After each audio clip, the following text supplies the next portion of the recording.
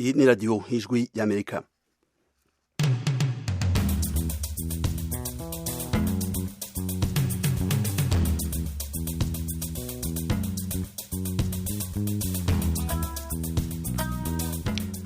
Ijwi ry'Amerika yagiye kubashikiriza ibiganiro vyaryo mu Kirundi mu Kinyarwanda mu Burundi mutwumvira ku mirongo migufi ya shortwave ku metero 19 no ku metero 22 mu Rwanda mutwumvira ku FM 104.3 mushobora no kudukurikira kuri Facebook na YouTube kuri radio yacu no ku kibanza cacu c'amakuru westatu akaburungu radio yacu voa.com.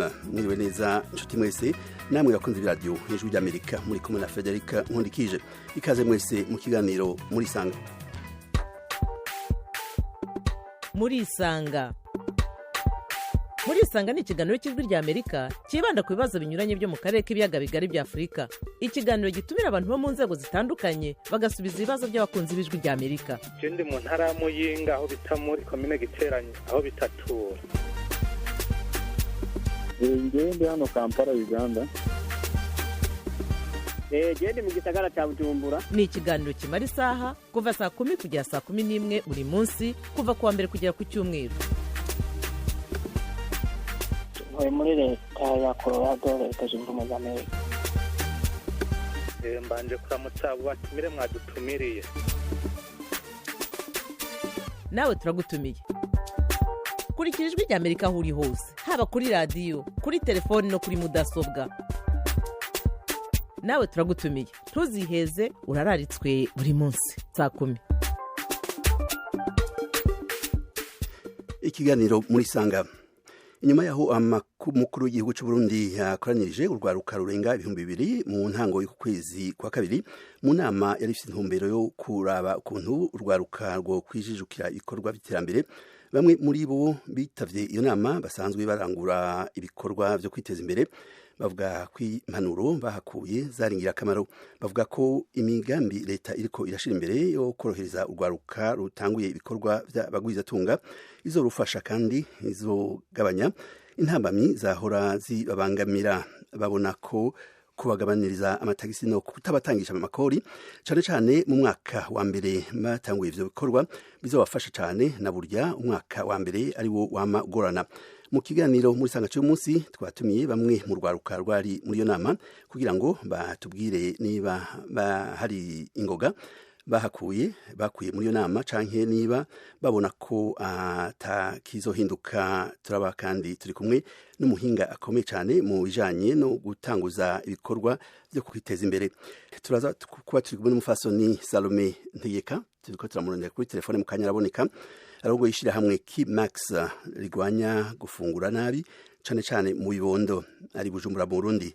Tuba turi kumwe kandi na Hugues Nimpagaritse arongoye isosiyete yitwa Green Production Corporation Ibanga, entrepreneur environnementaliste. Tuba kandi turi kumwe na Apollinaire Shimimana umurundi aba muri Georgia muri leta z'ubumwe za Amerika. N'umuhinga nonosoye ivyerekeye ubutunzi akaba mu bikorwa vyiwe vya misi yose yigisha imiryango kubijanye n'umutungo wabo eka hamwe no kubungabunga uwo mutungo. Ikiganiro kirengana ku ndwi rimwe mu ndwi yise Empower Hour. Turamuri iki gihe turi kumwe na Apollinaire ari mu ntara Georgia. Mwaramutse neza Apollinaire? Mwaramutse neza ba Frederic. Murakomeye? Turaho turashimira Imana. Ibihe vyifashe gute ngaho? Ibihe byifashe neza, hameze neza gose, hasa neza ariko harakanye muga nta neje rufise hano. Turacarondera abatumire urwaruka bamwe mu rwaruka bagiye mu nama bakoreshejwe n'umukuru w'igihugu cyane cyane urwaruka ruri mu bikorwa byo kwiteza imbere, ariko mu kanya nibaza ko tubabona amatelefone acagoranye, ariko nashaka hamwebwe rero mumenyereye cyane gose ibikorwa byo kugwiza itunga. Nagomba mutangure mutubwire ivyo murangura mu kiganiro mushikiriza kuri Zoom aha muri leta z'ubumwe za Amerika, ikiganiro gikurikirwa cyane gose n'abantu bose eka abanyamerika abarundi eka abantu bose. Mutubwire gato ico kiganiro cyanyu ukuntu cifashe. Murakoze cyane Frederic ico kibazo.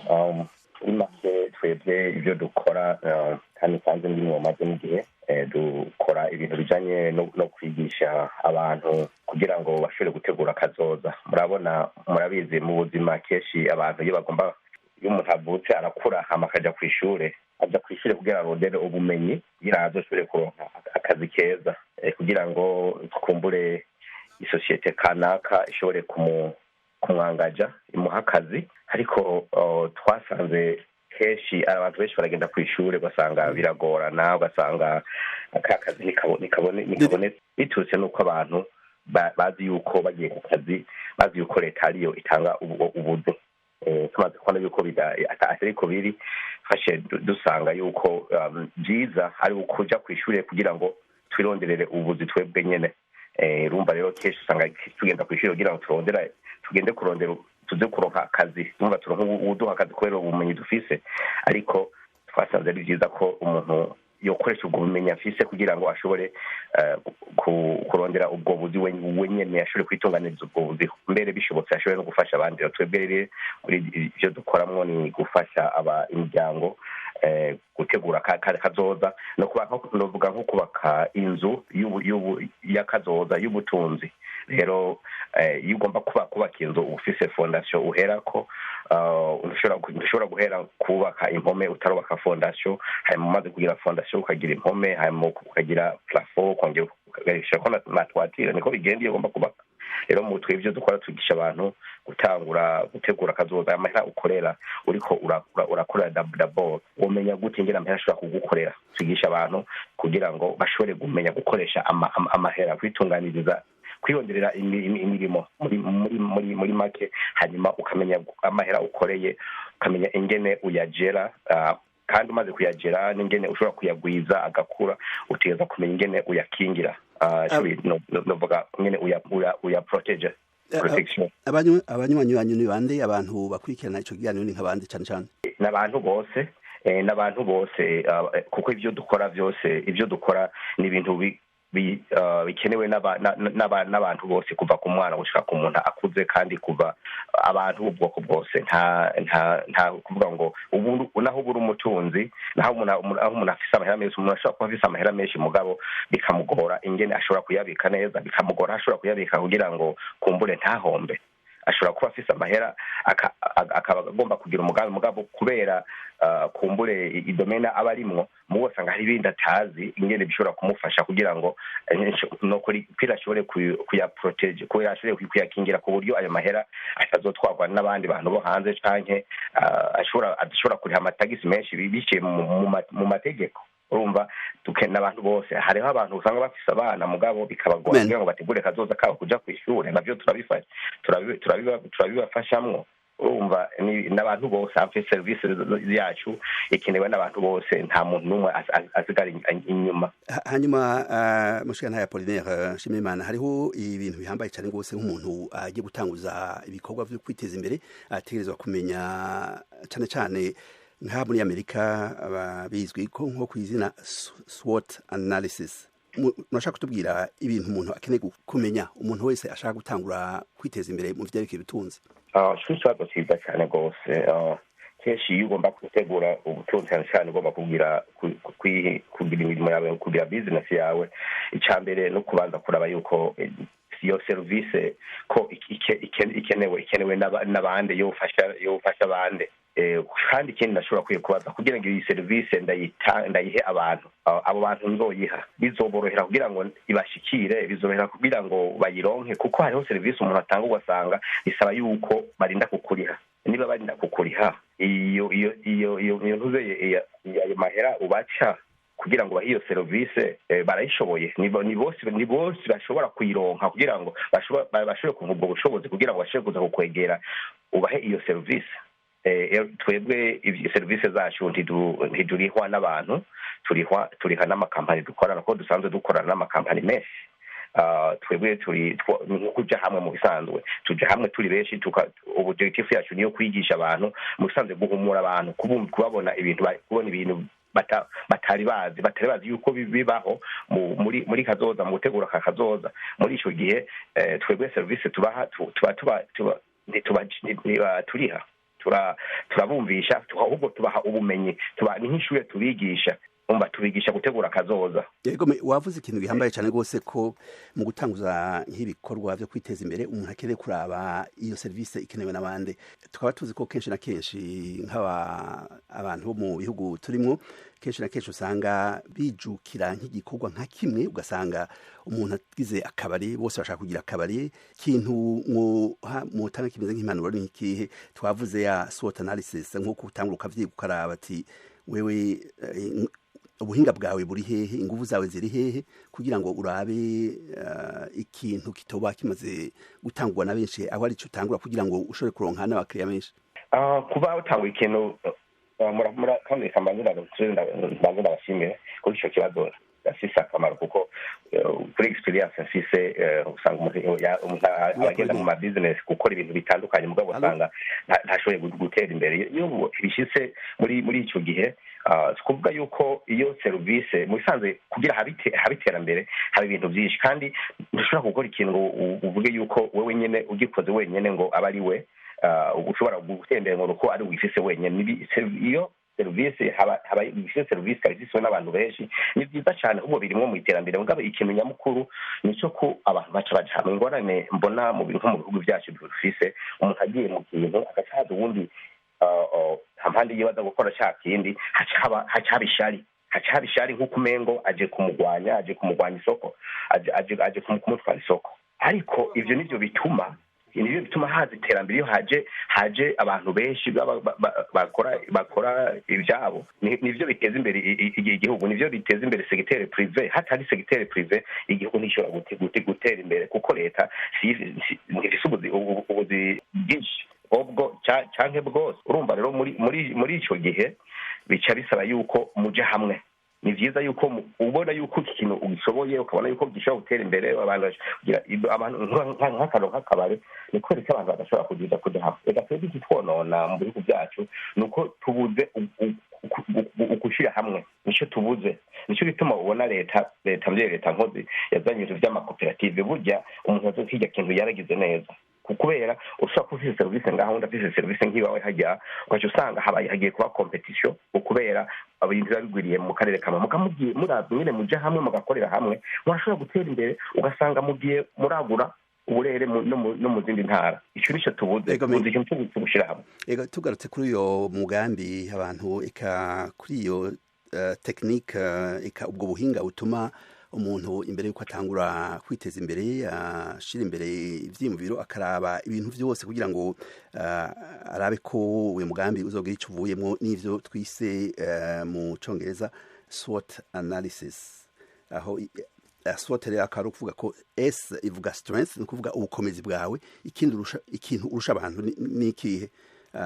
Muri SWOT hariho na W, iyo W ni kuvuga ibintu woba ari nka weakness wewe ufise, ibintu vyoba bifise nk'intambamye kuri wewe.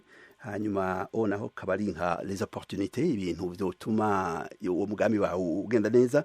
Hanyuma na te nk'uko twabivuze SWOT rero akaba ari ibintu vyo kubera intambamye, haba amategeko ya leta, haba ikintu mwobwira abantu cyane cyane kuvyerekeye ukuntu bo kwisuzuma imbere ya vyose. Ni nk'ikihe twavuze, kuraba ubwa mbere na mbere ukuntu amasoko ameze, kuraba inguvu ufise, ikindi urusha abandi ni ikintu wobwira nk'ugo gwaruka mu kanya turaza kurubona kuko amatelefone acagoranye, ariko nk'impanuro mwoha nk'ugwaruka hariho urumaze igihe kitari gito ruri muri uyu mugambi kwiteza imbere. Hariho n'abariko baratangura ubu na burya baronse ingoga, bemerewe bitari bike, harimo kubagabaniza amatagisi n'ibindi. Ikintu impanuro wobaha n'ikihe imbere yuko batangura business yariyo yose?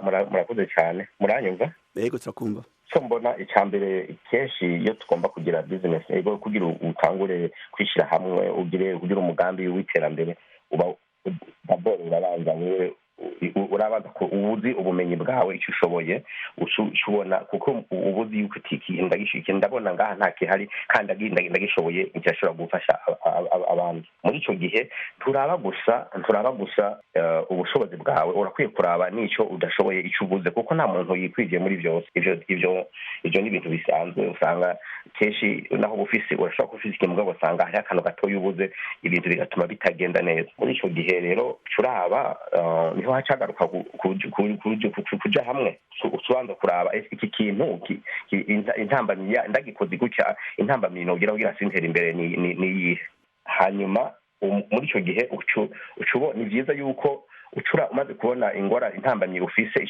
ico udashoboye noze no weaknesses yawe ufise ushobora gutuma udatera imbere niho haja kuja hamwe ugaco wiga ugacorondera abantu mukorana ko mugiye hamwe kuriko ube wenyene kugira bavuga ati union fait force sivyo rero muri ico gihe bica bisaba yuko ni vyiza yuko muja hamwe ugacurabo ati jewe mfise ibi jewe mfise itara izi nawe mfise izi nawe mfise izi mugaca muja hamwe mugaca mubona gukora je niko mukoro hano urugwaruka gukorera gushira hamwe cyane gukorera hamwe umwe wese akazana ubumenyi yize ubumenyi afise n'ubushobozi afise bakabishira hamwe hama bagaca babona gukorera hamwe kuriko kuza kugomba kwimana ko ingorane hari umuntu twe usanga dufise ingorane yuko tugomba yuko umwe aja hasi imbere yuko je ntera imbere ivyo nivyo bintu ico n'ikibazo gihambaye cyane gose kuko nivyo byatumye ibihugu bitera imbere nuko baja hamwe ngaha umuntu akubonye abonye uri kuratera imbere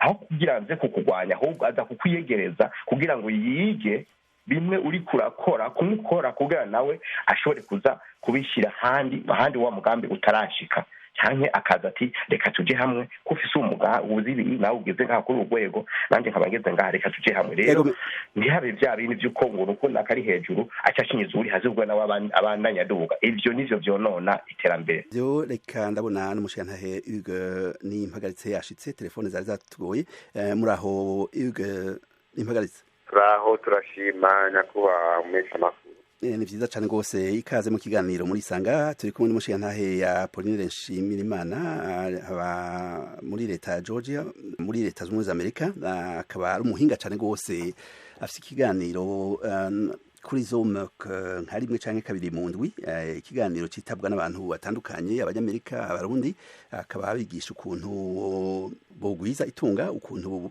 botangura kwiteza imbere mu vyerekeye ubutunzi eka n'ukuntu bungabunga umutungo wabo hanyuma rero akaba ari ngaha kugira nawe nyene agira ico atereye turarindiriye Madame Salome Ntegeka telefone ziracagoranye ariko mukanya araboneka Hugues rero nimpagaritse ko tukubonye ngaha wewe uri mu rwaruka rumaze kwiteza imbere cyane gose mu Burundi mu vyerekeye kugwiza itunga no kwiteza imbere entrepreneuriat murashiye cyane imigambi ya kugwiza itunga mukoresheje uburyo bukingira ibidukikije mwaragize akaryo ko kuba muri kumwe mwaratumiwe na perezida w'Ubufaransa Macron igihe yabonana n'abakiri bato nashaka cyane mutubwire uyu munsi kuvyerekeye inama mwagize n'umukuru w'igihugu iyo nama bwa mbere na mbere yagenze gute mwashimye iki ego inama twagize n'umukuru w'igihugu yaratubereye akamaro kubera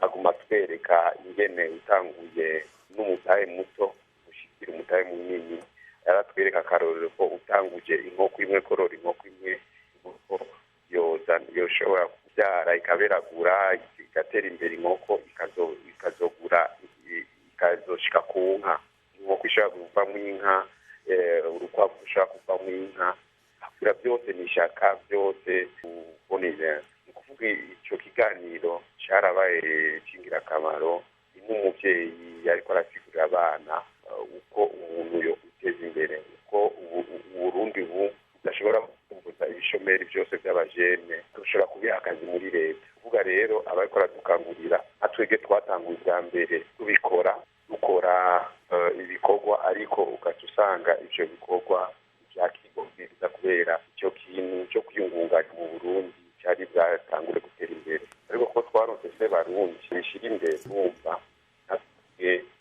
turamutegeye hanyuma tukatugira n'abatoyi bacu agende bavyumve babone kubera umutoyi wacu atazoshobora kwiteza imbere muri kidogorana nta kindi ego turagaruka no mu muhango mwaronse cyane ku vyerekeye kuborohereza mu gikorwa canyu c'abagwiza tunga ariko imbere yaho reka tubanze twakire Madame Salome Ntegeka mwiriwe neza Madame Salome Ntegeka amahoro cyane muraho murakomeye ego ni ntore turi kumwe n'umushikirantahe Hugues Nimpagaritse aho mu Burundi nibaza ko muzinanyi tukaba kandi turi kumwe n'uwundi mushikirantahe Apollinaire Nshimiyimana wewe ari muri Leta Zunze Ubumwe za Amerika akaba ari umuntu yanonosoye ivyerekeye ubutunzi ukuntu umuntu yitunganya akatorokanya umutahe akiteza imbere vyerekeye ubutunzi cyane cyane n'ukuntu umutungo ateba akawugumana. Nashaka ko mwebwe mwari mu nama mukuru w'igihugu yakoresheje, nashaka mutubwire cyane cyane ukuntu iyo nama mwayakiriye mwebwe imbere y'uko tuvuga zimwe mu ntambamyi bakuyeho, nagomba mutubwire amajambo make cyane gose ukuntu mwakiriye iyo nama. Yego cyane murakoze ku makosanya kugira ngo ngire ntange icyumviro kubona cyane cyane ku bintu nobona nakuye mu nama kandi byamfashije rwose. Ni inama yatumye ko urwaruka rufite imigambi yo kwiteza imbere batanguye kandi kwiteza imbere. Iyo nama ikaba yatumwe ko n'umukuru w'igihugu cyacu cy'u Burundi. Iyo nama ikaba yabaye inama twakuyemo ibintu byinshi kandi byaduteye intege, na cyane cyane ngeze ku ijambo umukuru w'igihugu cyacu cy'u Burundi yashikirije. Yatubwiye ati uno munsi sije nje gushikiriza ijambo ahubwo nje kubumviriza. Hanyuma kakaba kabaye akaryo keza kubera naho twahagurutse tukavuga ati tugira dukore ibiduteza imbere igihugu cyacu, turondera akazi bwa mbere ka twebwe nyene, turondere n'akazi k'urundi rwaruka reka dushobore guteza imbere igihugu. Twarabonye ko duhura n'ingorane nyinshi, kaba kabaye akaryo kuko twebwe tumaze gutangura, tumaze kubona ingene umuntu agwa akabyuka, aritwo tuzi ingorane duhura nazo, tukaba twahawe akaryo imbere y'umukuru w'igihugu cyacu cy'u Burundi. Turashikiriza ivyiyumviro vyacu, turashikiriza ingorane duhura nazo mu bikorwa byacu bya misi yose. Mugabo twararonse n'abandi badutera intege, turabona ko turi mu bandi ku buryo byaduteye intege rwose, ndetse n'umukuru w'igihugu araronka akaryo ko kudutera intege. Turabona ko tudatamba twirorera ko dushigikiwe mu bikorwa byacu by'iterambere. Ndetse hariho n'iyindi porogaramu ifasha urwaruka rufite imigambi yo kwiteza imbere rumaze gutangura n'utaratangura, porogaramu yitwa PAEJ. Tukaba twarashoboye kuronka kumenya inkuru nyinshi zishobora kuzotuma turonka ingene dufatwa mu mugongo mu bikorwa byacu bya misi yose. Murashaka kutubwira mu kanya gatoya cyane rwose madame Ntegeka, mukatubwira zimwe mu ngorane mwari mufise imbere y'uko mukora iyo nama n'umukuru w'igihugu? Ingorane zimwe twari dufise najya nk'uko nari natanguye ndazifise. Je natanguye entreprise y'ingase itanguye mu mwaka w'ibihumbi 2018 mu kwezi kw'indwi. Twarabona ko ari kurondera uburyo ari kurondera amafaranga, mugabo ugasanga nta ntumbero hari dufise itomoye kugira muri uko kwacu kurondera kubaho, kurondera akazi, gukreya akazi. Mugabo mu nyuma twarabonye ko ingorane atari uburyo gusa, uburyo uraburonka mugabo ugasanga utabyiteguriye biragoranye. Niho mu nyuma twizeye twaronse inyigisho, turigishwa ukamenya ati by'ukuri amafaranga azi ubwa mbere, mugabo inyigisho nizo zitangura, hanyuma ukamenya ingene ushobora kuzokoresha ubwo buryo. Iyo ngorane twari tuyifise turatangura, mugabo ukabona ko naho bimeze gutyo ego izo ngorane warazikuyeho, ubwo bumenyi kumenya burabufise kuronka ingene wiyorganiza n'ivyo bibuze. Mugabo cette fois-ci twavuga ati ubumenyi turabufise, mugabo turakeneye kumenya ingene kuronka abadufata mu mugongo canke ibibazo technique duhura mu byo dukora, tworondera umuti duciyehe. Mugabo kubera twahuye n'abandi, ukashobora kuyaga n'abandi, ugashobora kuyaga n'ubundi rwaruka, ukabona ati bwa bundi yangorane sindayifise jenyene, mugabo ukaburonka n'ubundi akubwira ati iyi ngorane tekinike ushobora kuyisimba gutya, cyangwa ugasanga na institution wokwitura ntayo waruzi, mugabo uhuye n'abandi ukaronka ukubwira ati par exemple kugira ngo ushobore kurondera amanura nk'umuca hajya, ingene ushobora gukomanda amamashini mu by'iwacu, canke na terrain twarumvise ko dushobora kuronka terrain dushobora kurimiramwo, na cyane cyane ko jewe nkorera mu bintu bya dans la business, ndabona ko nshobora kuronka ingene nshobora gusimonta cyane cyane nciye aho ni mu vyerekeye uburimyi. Aho ivyo muvuze mu agro mukoreramwo ni mu vyerekeye uburimyi nivyo? Turima cyane cyane ibiyoba nivyo turima, hanyuma tukavyirimira tugatanga n'imbuto ku barimyi bifuza kubirima, hanyuma iyo mbuto tukazoca babishorera iwacu tugaca tubitransforma, mugabo naho ariko twabahaye imbuto bakongera bakabidandaza ko tubagurira avec une valeur ajoutée, hari hakunguko. Ni vyiza cane gose. Tubibutse inshuti mwese ko muriko murabandanya kumviriza iradiyo y'ijwi ry'Amerika, turi kumwe n'umunywanyi wacu Chrétien Claude. Mwiriwe neza? Mwiriwe neza. Muri higa Claude? Ndi Bujumbura. Ego me aha turi kumwe n'abatumiye twatumiye abakiri bato eka batanguye ibikorwa byo kwiteza imbere. Turi kumwe na Hugues Nimpagaritse, turi kumwe na Salome Ntegeka na Apollinaire Nshimirimana. Murafite ikibazo, murafite iciyumviro kuvyerekeye ibibazo turiko turayaga nabo vyerekeye ukuntu umuntu atangura kuba umugwizatunga eka akikorera utwiwe. Duga kwijambo ikibazo iciyumviro. Ndafise intererano, ndafise kandi n'ikibazo ndababaza. Ntereye ku kibazo ndababaza, biraborohera cyane muri iyo migambi bariko baragira, mu gihe tubona kenshi iyo tugize amakoperative tukaba hamwe dusanga twagize intambamyi z'uko bamwe muri abo bagize amakoperative badafise imigambi imwe, ibiheza bikatuza gushaka ku mavizyo tuba dufise. Ikibazo ciza. Hama intererano jewe mfise kuri ico, turashima cyane uyu mugambi leta iriko iragira yo gushiramo abajene kugira ngo bashobore gukerea ubuzi, ariko kandi n'interano yanje niyivuga uko byari bikwiye ko leta irabika igaha imitahe cyangwa igafasha ukuntu abajene boronka imitahe, umwe wese agaheza agakeya akazi nka entreprise yiwe birora kugira yikurikirane, kandi bikanafasha kugira itere imbere binyarutse, kuko nk'intambamyi muri izo navuze dukunze guhura nazo twagiye hamwe na benshi kandi tudafise imigambi imwe canke ibyo dushaka gukora bimwe. Nk'akarorero je ndaba mfise nk'umugambi wo gukora kugira ngo norore, ugasanga uwundi afise impano mu by'umuziki canke ikindi, aho biraheza bikagorana badushize hamwe kugira ngo ya migambi yanje ntebe ndayishikeko. Murakoze Claude. Chrétien, ikibazo ciza, intererano nziza. Nashaka ati umushana ya Apollinaire abanze agire ico abivuze ko ati urwaruka ikabararutera kamo kugira ngo rukorere mu makoperative, ariko kenshi na kenshi ugasanga bose ntibafise imigambi imwe. Ico kibazo gitorerwa umuti gute Apollinaire Nshimirimana? Apollinaire Nshimirimana, muratwumva? Ndabona Apollinaire atariko arishura, ariko reka nico kibazo tukibaze Hugues Nimpagaritse. Hoba hashika ko muje amakoperative ugasanga ntimufise imigambi imwe, ico kibazo mugitorera inyishu gute?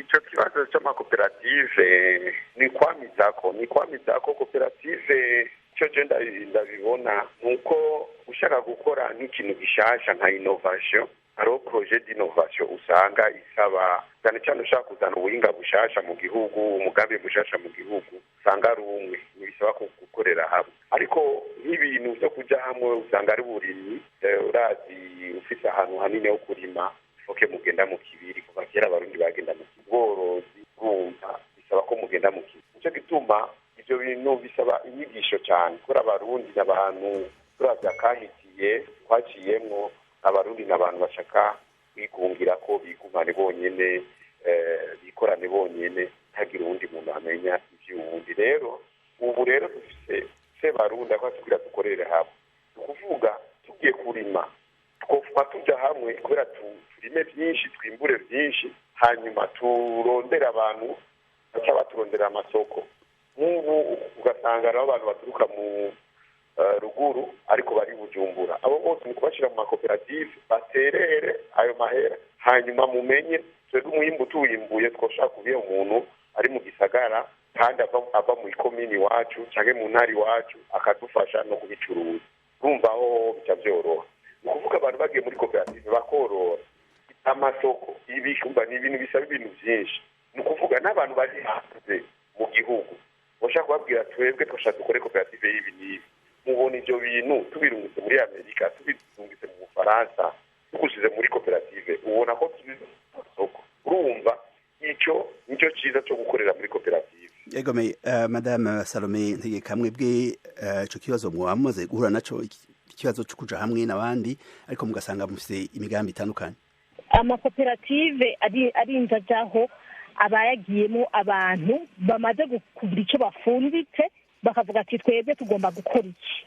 Ico si kibi, ko baja mu makoperative bagafundika ikintu ikiba gisigaye ni uko abo bantu bagiye hamwe bavuga ati twebwe iki kintu ko twagiye hamwe twavuga ati dushize imbere umugambi ubu ndabona ko atari bibi mugabo gusa ko bakurikirana iyo vision yabo kubera ikishe benshi barashobora kuvuga ati twebwe par exemple ntanze akarorero bakavuga ati twebwe dufise umugambi ukorora ingurube fata akarorero mugabo bamaze kuronka uburyo nimba ari imitahe yabo bashyize hamwe kenshi usanga baciye bagira ubudumbidumbi ugasanga na wa mugambi bashatse gukora ntibashatse ko gushikama ngo bavuge ati reka turondere strategie zose kugira ngo umugambi wacu utere imbere uca usanga uburyo bumaze kuja hamwe baca amafaranga makeyi bakayashyira muri wa mugambi wabo mugabo ugaca usanga amafaranga barasanzaje bakora izindi migambi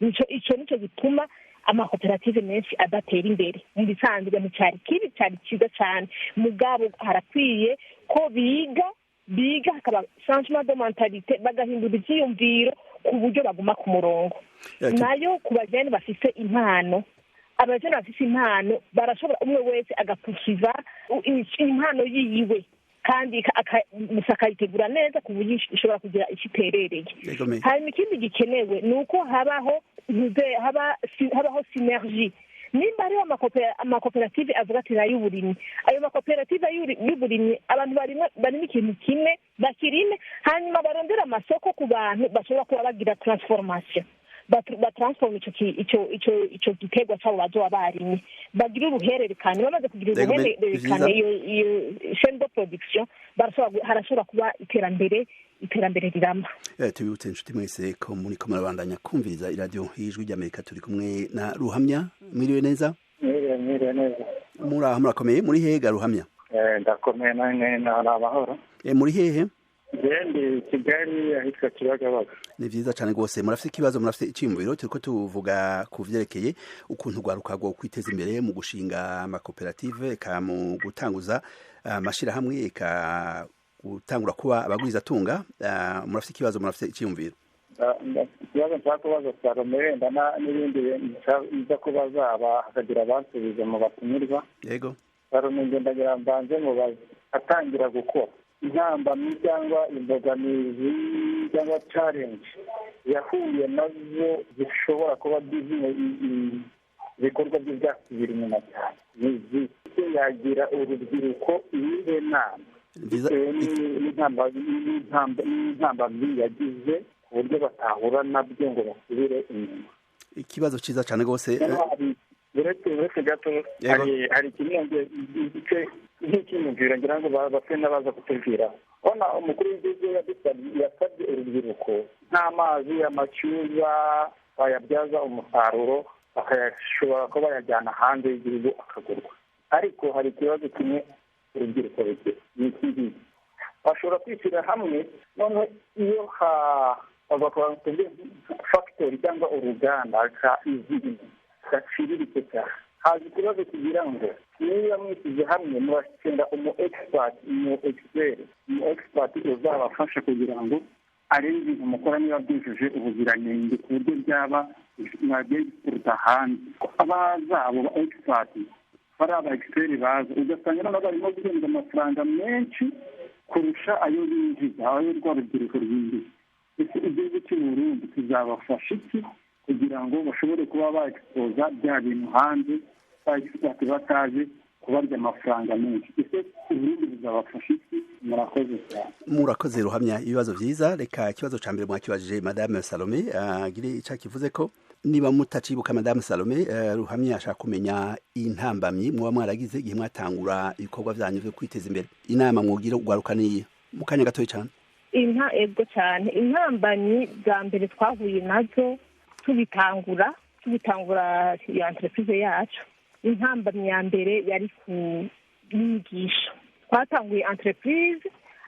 atanyigisho dufise wanashaka uburyo twari tubufise mugabo dutangura atanyigisho dufise byo kugira ngo dushobore guha intumbero umugambi wacu twayiha intumbero ibereye niho twatanguye gukora ahubwo na bwa buryo twatanguranye buratakara kubera nta ntumbero twari dufise mugabo mu nyuma tumaze kubona ko twatakaze ahubwo twanahombye twatanguye twahombye niho twaciye twicara hamwe turiyumvira ati none by'ukuri byankiye he.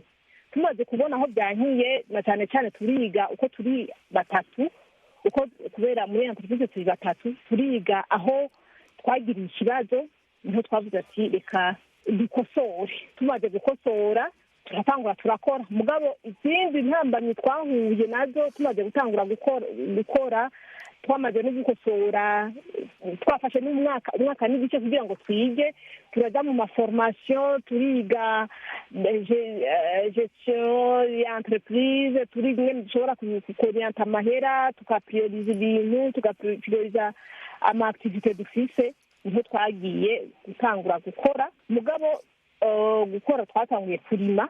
Dutanguye kurima, ingorane twahuye nazo cyane cyane nazo nyene ni iby'ubumenyi, kubera twasanze muri twebwe ata muntu yize ibyo kurima, mugabo twize dufite amakompetanse ari complémentaire muri iyo transformation agroalimentaire y'iwacu, kubera byenizi bya environnement n'ibintu bya administration, gestion des projets ndavyiga. Tukaba turi kumwe n'umu ingénieur industriel, tukaba turi kumwe kandi n'umuntu wize bya transformation agroalimentaire et nutrition afite competence muri ibyo bintu. Mugabo twabonye ko muri ibyo by'uburimyi dukeneye umu agronome, mugabo naho nyine twari twamaze kugira ikibazo mu mwaka wa mbere twatanguye uburimyi, mugabo urabona aho tumaze kuronka umu agronome twarabonye ko hari ikiyongereye.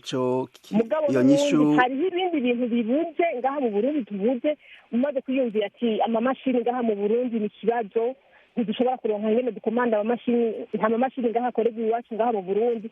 Ibyo n'ibindi bintu tujya kurondera hanze. Ikindi kibazo ki emballage, ikintu cy'amambaraje muri agroalimentaire, ikintu emballage ni ikintu incontournable, nacyo nyine turabona ko ari ikibazo ngaho iwacu, ari ibintu bidusaba uburyo bwinshi dusubira kujya kurondera mu mahanga. Inyishu utanze Madame Salome ziratanze reka inyishu ku kibazo ca kabiri ca ruhamya vyo kurondera nk'umu expert mu kuba mukorana muri ayo mashirahamwe.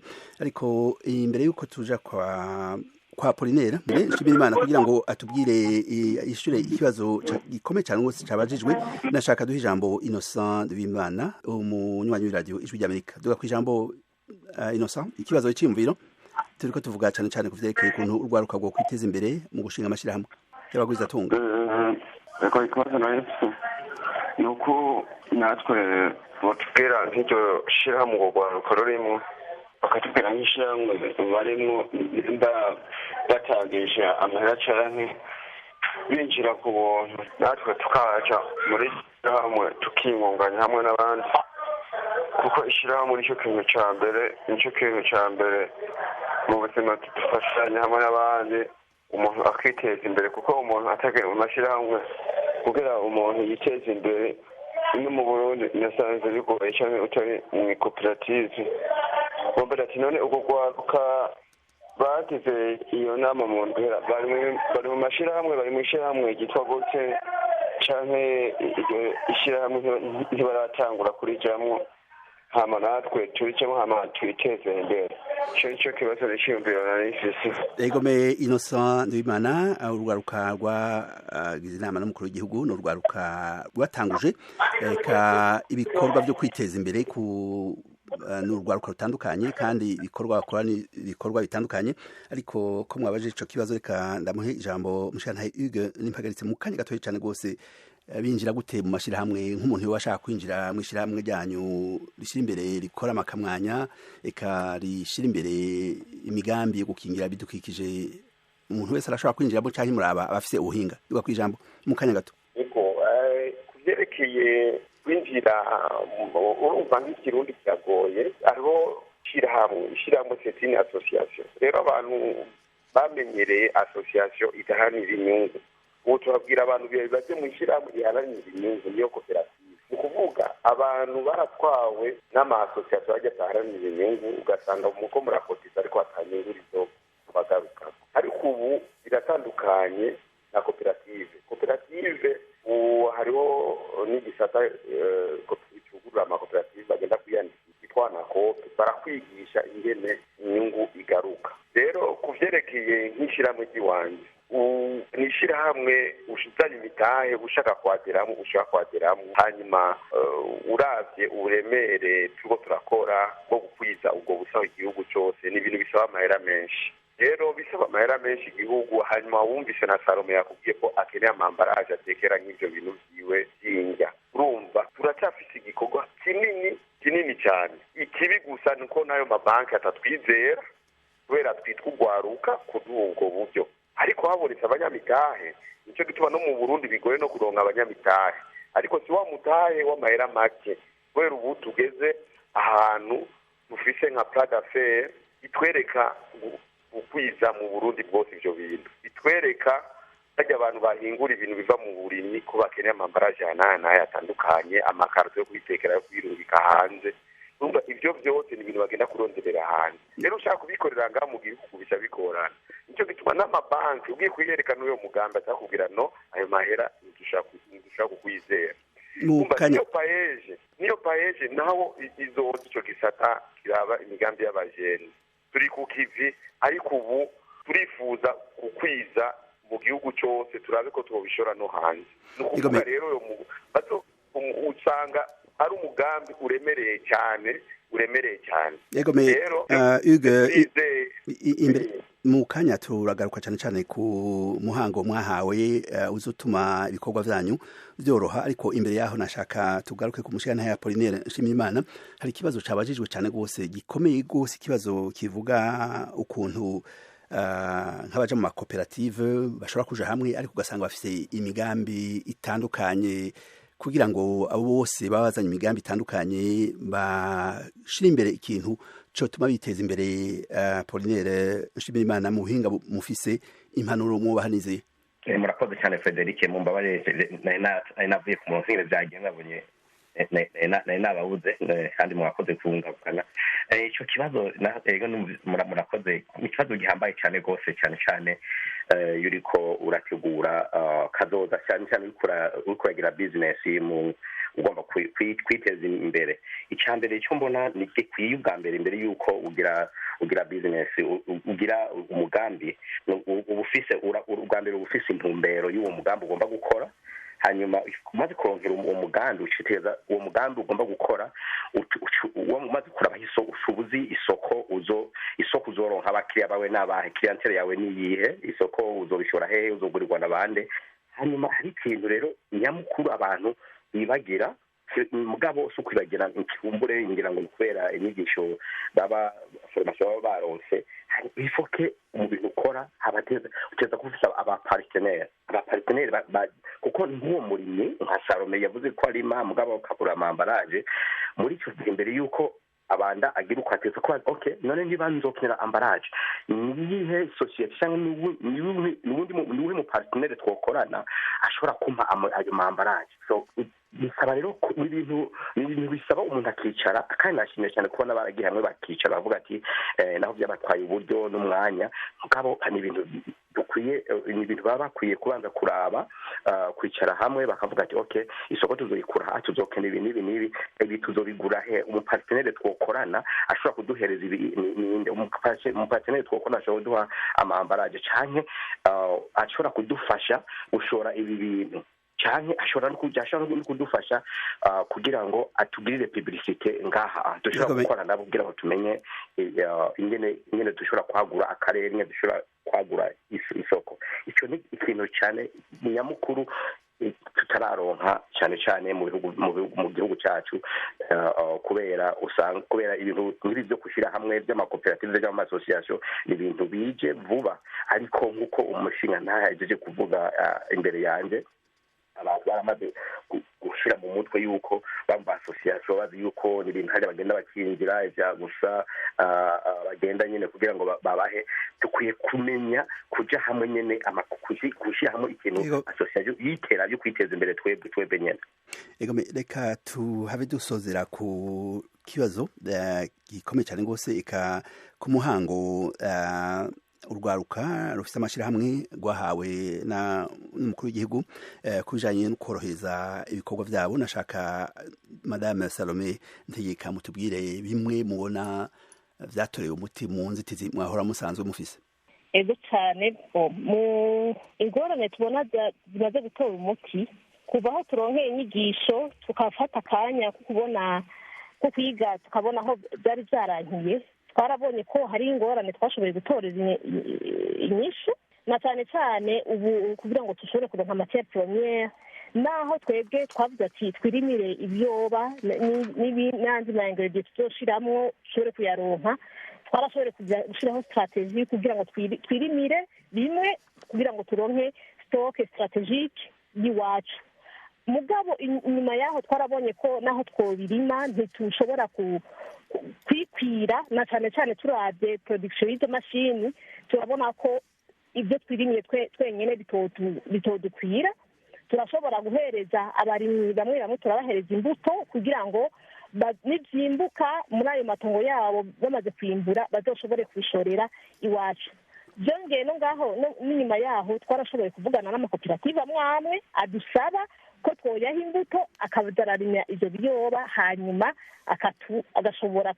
agashobora kuduhereza matière première wumva n'ayo makoperative nyene ubu turaba partenaire kandi wumva ko baronse aho baza barashorera ibirimwa vyabo. Ni vyiza cane rwose. No ngaho turafise abandi bapartenaire twarashoboye kurondera abapartenaire naho atari ngaha mu gihugu iwacu bibaye dushoboye kubaronka ngaha mu gihugu iwacu vyoba vyiza kandi nibaza ko vyozimbuka abashobora kuzoduha iyo emballage n'ibintu biva kure biva mu mahanga bisaba uburyo burebure twarashoboye kuronka abashobora kuzoduha ayo mambaraje mugabo n'ubundi uburyo buracyakenewe kubera ni projet isaba uburyo bwinshi kugira ngo dushobore kuzoshikana iyo beurre nutritionnelle yacu ngaha iwacu mu gihugu cyacu cy'u Burundi eka dushobore no kuyiexporta kugira ngo dushobore kwinjiza amadevize ngaha mu gihugu cyacu cy'u Burundi. Vyiza cane rwose. Hugues n'impagaritse mweho ibintu mubona ko vyatoye inyishu vyahora bimeze nk'intambamyi inyuma yaho mubonaniye n'umukuru w'igihugu nk'ibi?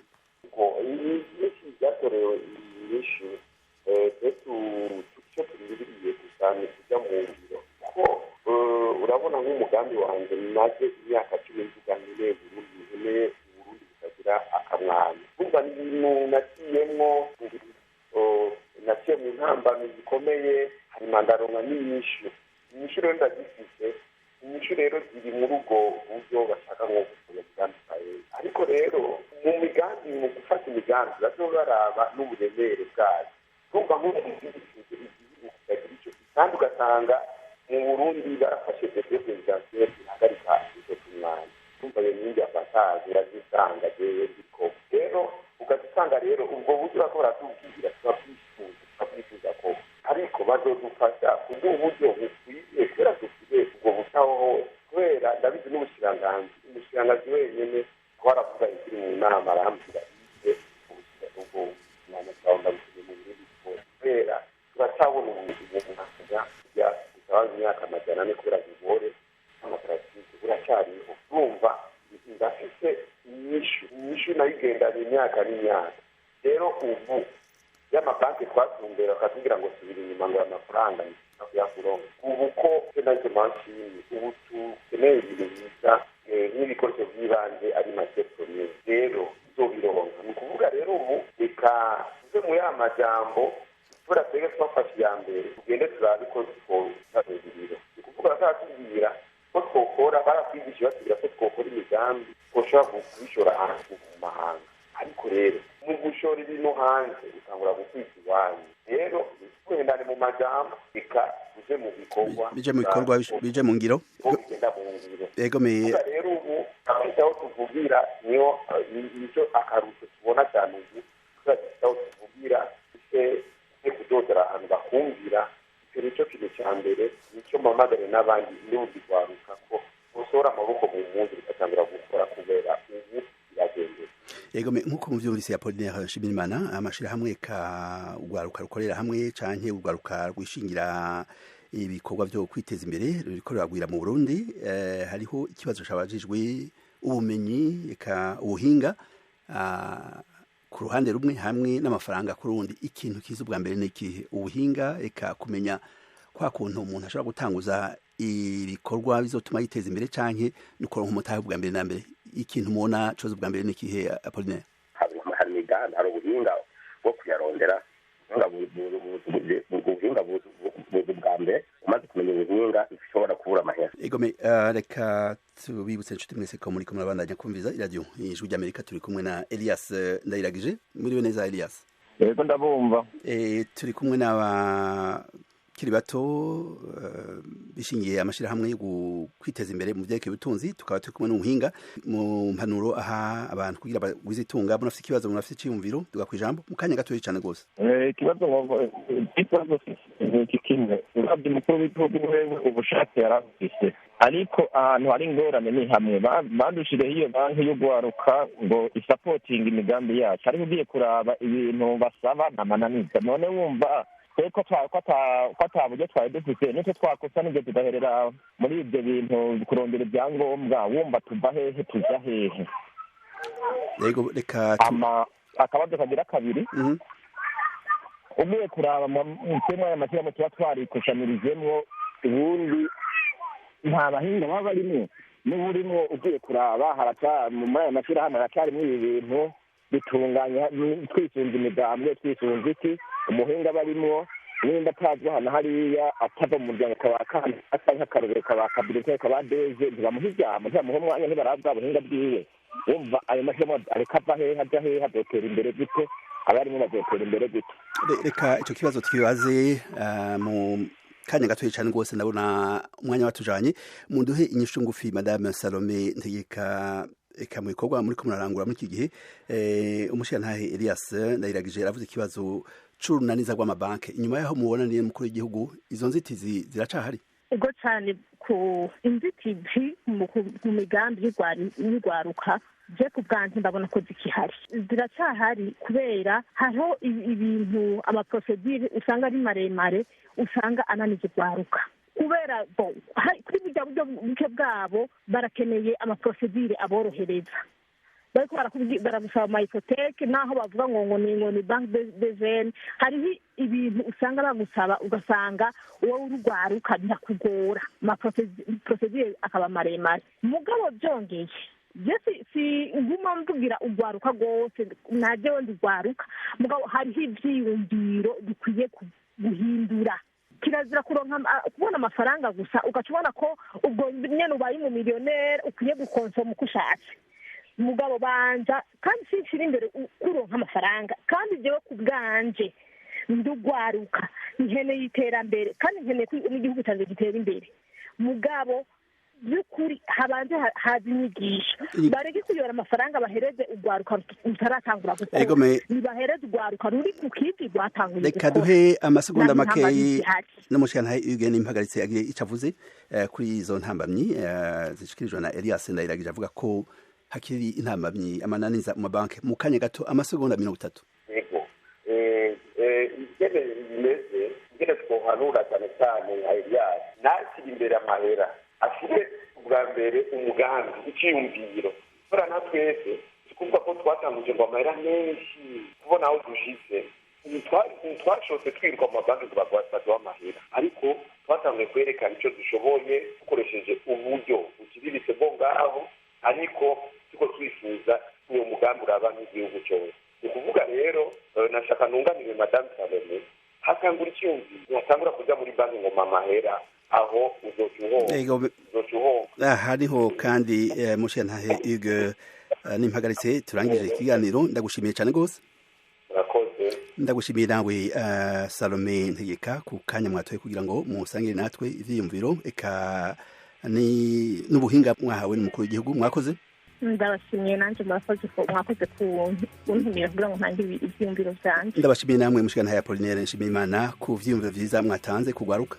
Murakoze cyane mubaha Frederic kuba mwashoboye no kuntumira kugira ngo nze dusangire ivyiyumviro twiteze imbere igihugu cyacu. Turabashimiye namwe nshuti mwese mwaduteze amatwi, mugire amahoro n'umugoroba mwiza mwese.